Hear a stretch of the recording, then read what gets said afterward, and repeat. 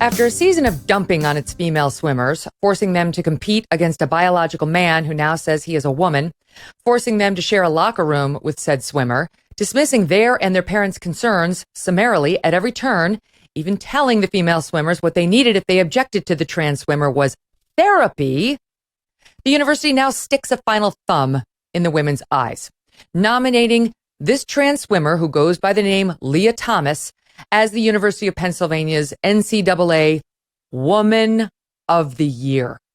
This is a disgrace. Lia Thomas is not a woman.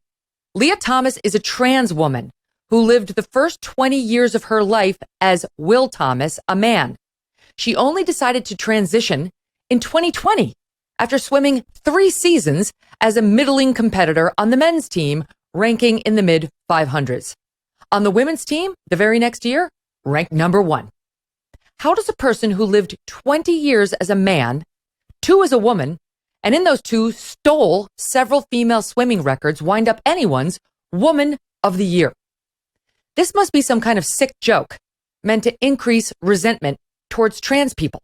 That is one of the reasons it's so stomach-turning. Most trans people, and I know plenty of trans people, including in my own family, want to be left alone and not have their gender constantly discussed or made somebody else's cause, or to worm their way into a sport in which they know they have a physical advantage. The law has already changed to make sure that trans people may not be legally discriminated against because of their gender identity in the workplace setting. As for sports, it's a much trickier debate, given the physical advantages post-pubescent boys and men have over women. This used to be a given. It is why we needed Title IX, which is supposed to protect girls' equality in the field of athletics. But the Biden administration wants to change all that, making it unlawful to exclude trans athletes from girls' sports. It's pushing a reform of Title IX right now that does not yet specifically focus on sports, but make no mistake, it's coming. And Team Biden has already made clear that's what they think is fair, not to create a third category for trans swimmers, not to find a more fair way of letting them compete, but to making the girls' team accept biological men who say they're trans women in their swimming lane and other sports. The female swimmers at UPenn worked hard as young girls to make it in swimming, to make it to Ivy League swimming in the case of UPenn, swimming at the elite level. I mean, not for nothing, but they swam with growing breasts, growing hips, more fat on their bodies, less upper body strength than their male competitors.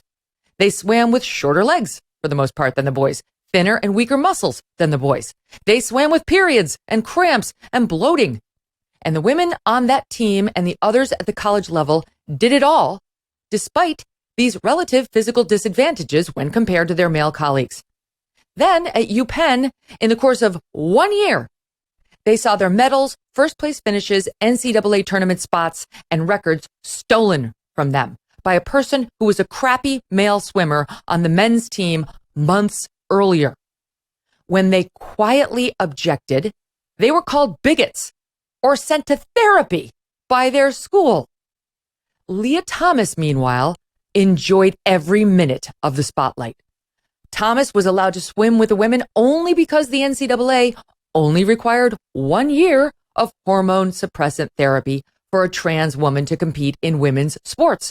No one cared about the fact that Thomas is over 6 feet with far greater lung capacity, wingspan, muscle and bone mass, etc., than Thomas's female competitors. Shut up about it, or we'll ruin your future swimming and professional prospects. That was the clear message by the university to the women.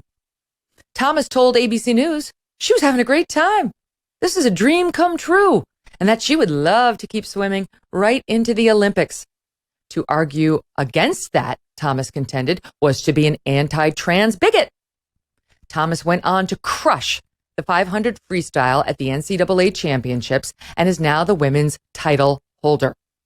And there is UPenn yet again ready to shiv Thomas's female teammates with this latest nomination. Lia Thomas is not Woman of the Year. That title belongs to one of the women who dealt with all of the physical and emotional challenges and opportunities that come with being an actual woman. All right? From cramps to crying to being smaller and yes, often weaker and yet triumphing over it all. Not to a 6'3" biological man who within the last 2 years declared that he was a woman. Period. Are you tired of feeling like someone's always watching you on the internet? Maybe advertisers know a little bit too much about you? Or you're concerned about the privacy of your identity? Using incognito mode will not solve the problem either. IPVanish VPN is here to protect your right to privacy and to help you stay anonymous online. IPVanish helps you safely browse the internet without exposing your private details to third parties. You can use IPVanish on your computer, your tablet, your phone, even devices like your Fire Stick when you're streaming media.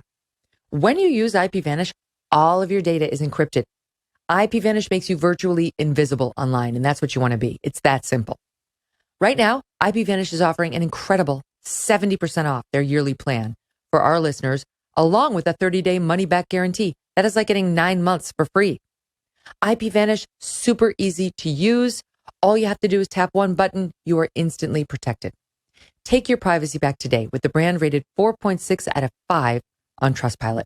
Go to ipvanish.com/Megyn and use that promo code Megyn to claim your 70% savings. That's ipvanish.com/MEGYN. Hey, thanks so much for watching. If you like what you just saw, hit the subscribe button for more clips and full episodes.